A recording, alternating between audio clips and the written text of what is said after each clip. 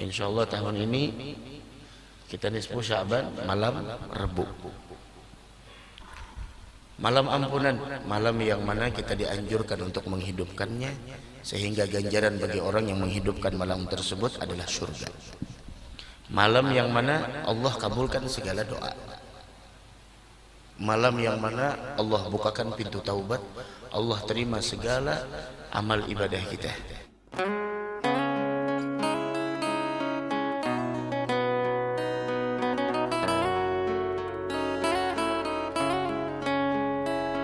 Kemuliaan malam nisfu Sya'ban.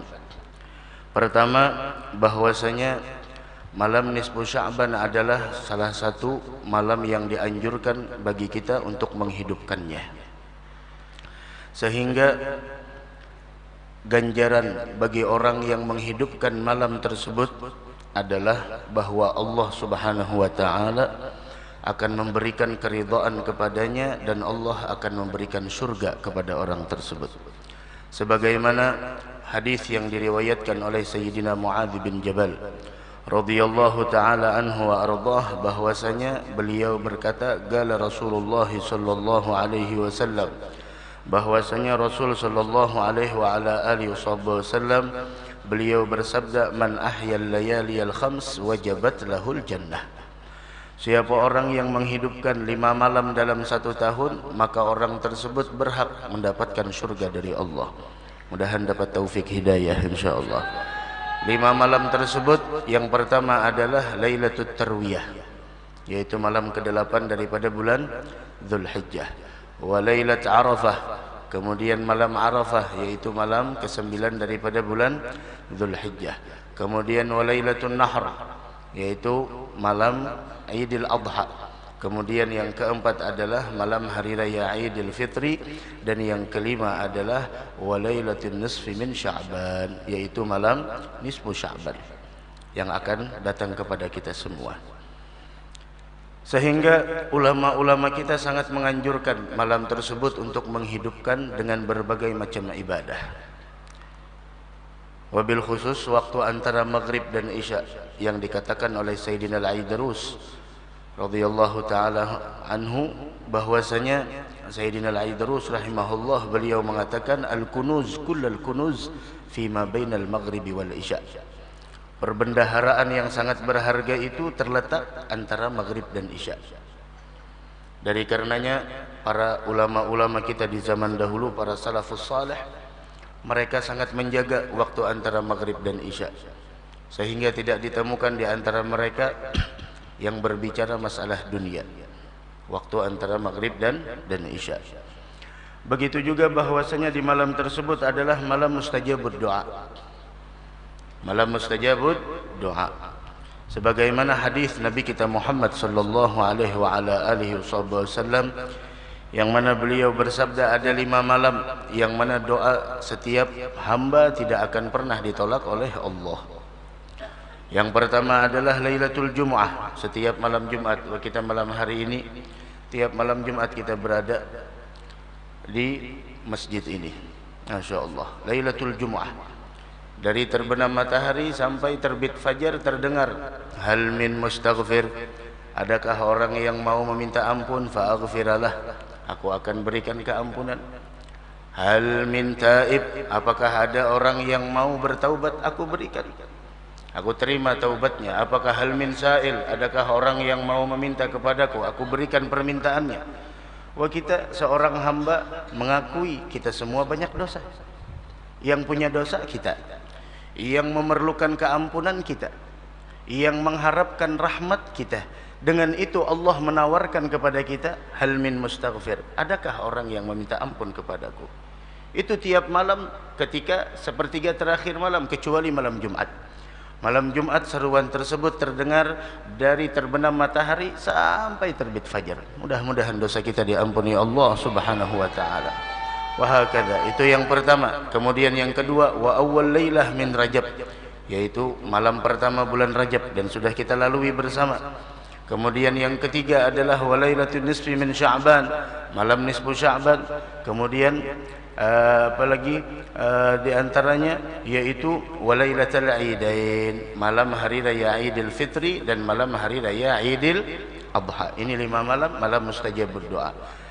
Walidzalik, karena itu bahwasanya bagaimana para ulama-ulama kita, bagaimana para ulama-ulama kita, bagaimana para masyayikh kita, bagaimana para salaf kita,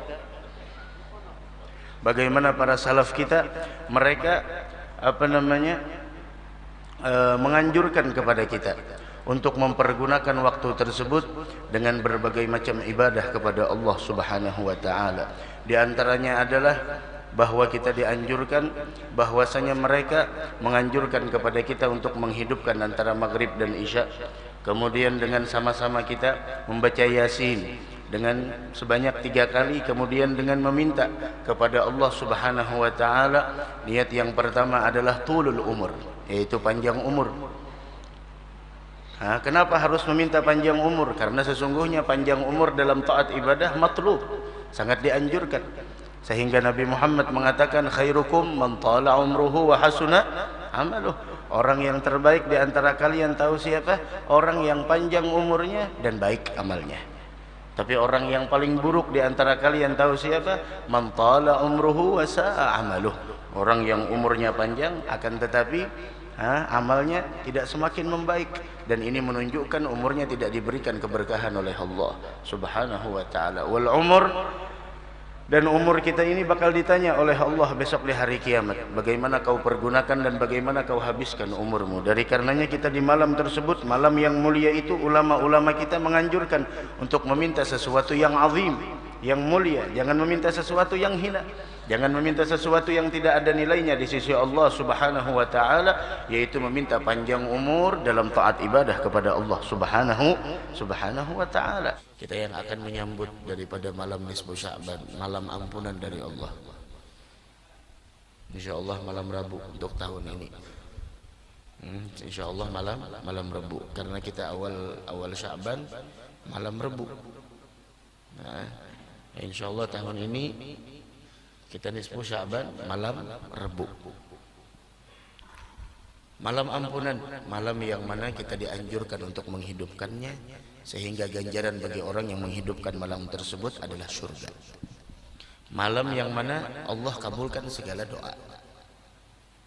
Malam yang mana Allah bukakan pintu taubat, Allah terima segala amal ibadah kita.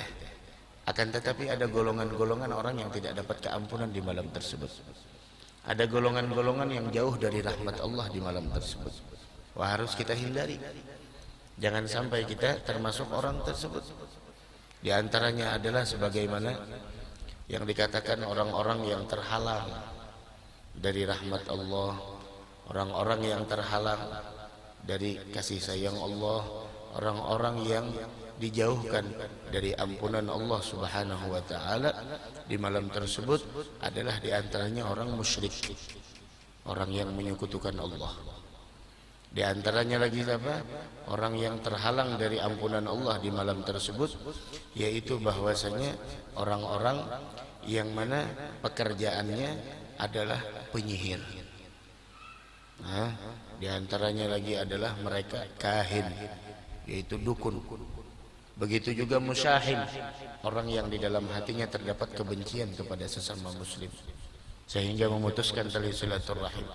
Begitu juga mudmin khamar, orang yang terus-menerus di dalam mabok-mabokan, berhenti. Begitu juga orang yang durhaka dengan kedua orang tua. Dari karenanya sebelum datang malam tersebut, bereskan diri kita. Jangan sampai kita termasuk orang yang mahjub, orang yang terhalang dari rahmat Allah. Mudah-mudahan kita seberatan dapat rahmat Allah Subhanahu wa taala. Amin ya rabbal alamin. Terima kasihku